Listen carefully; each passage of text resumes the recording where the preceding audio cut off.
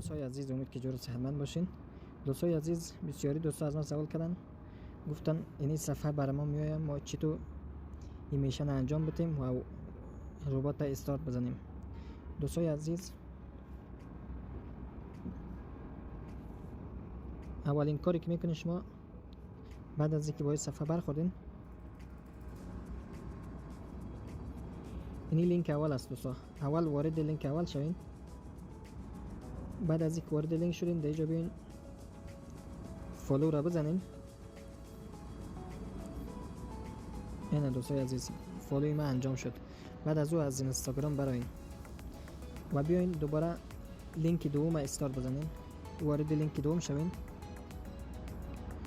یک پیج دیگه میاره، ایرم همچنان فالو بکنین.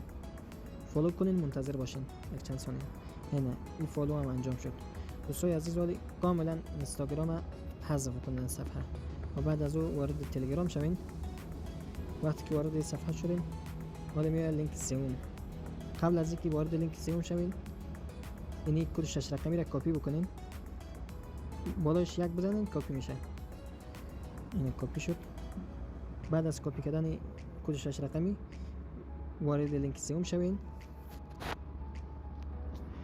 وقتی که وارد اینجا شدین،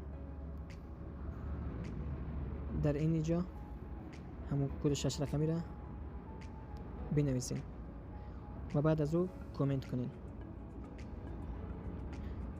بعد از اینکه کامنت کنین دوستای عزیز، یک 30 ثانیه منتظر باشین. 15 یا 20 ثانیه منتظر باشین.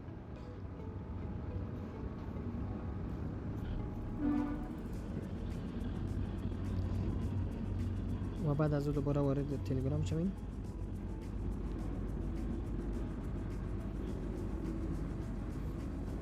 بررسی را بزنین باز. بعد از اینکه هر سه میشن انجام دادین، بعد از او بررسی را بزنین. این دوستای عزیز، از من میشنم تمام شد.